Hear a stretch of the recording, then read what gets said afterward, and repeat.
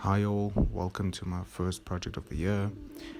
With this project we were tasked to design a set of furniture items that incorporate different joining methods. My main focus of research was to figure out different joining methods of combining metal and woods to create some sort of structure. I took a look at how steel frame connections were made, different glass joining methods, and how the Metropole parasol and different wood joining methods such as dowel stick joining as well as furniture fasteners could be used in the construction of this object. Moving on to the aesthetic, I was looking for ways of combining metal and wood in a low cost and aesthetically pleasing modern manner. I also took an interest in repurposing already made products into creating these furniture set pieces. And finally, I was looking at different places where this product could be implemented and just the aesthetic of how it could fit in these different areas. What I wanted to focus on was to allow the furniture to blend into its environment and not be a staple standout feature from its environment. Additionally, I also want to try create something that over a large period of time plants can grow over it and around it and in it so that it becomes one with its environment. To start off, I looked at bus stops as an inspiration. I like the idea of combining a bench with shade integrated, and I thought that could be a cool way you could allow plants to become the shade over a large period of time.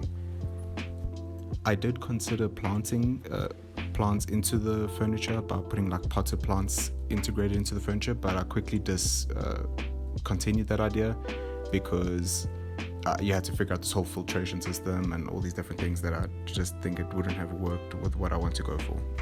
So with these bus stop ideas, I was just mainly looking at ways of how could I build a structure very simplistic and then allow for plants to grow around it over a large period of time.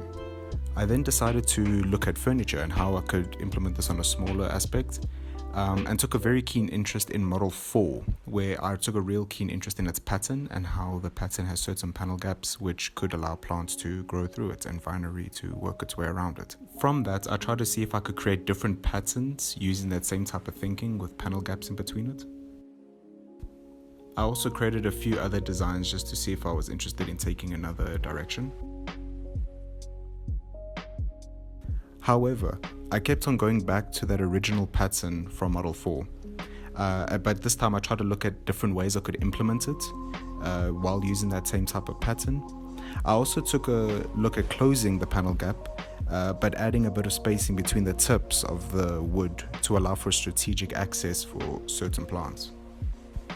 A massive consideration I've been trying to take into account this whole time has been to not allow plants to overgrow to such an extent where it completely consumes the product to a point where it's unusable.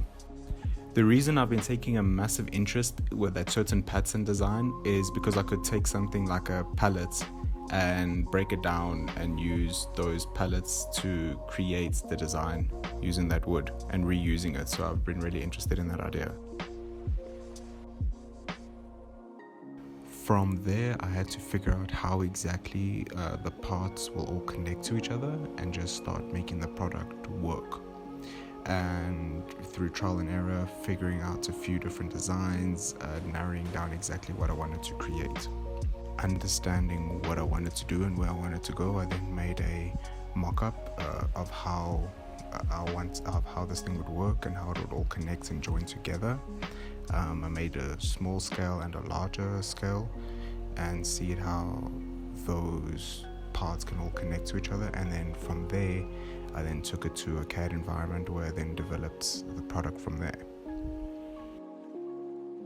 I then did some renders so you can see where it would work.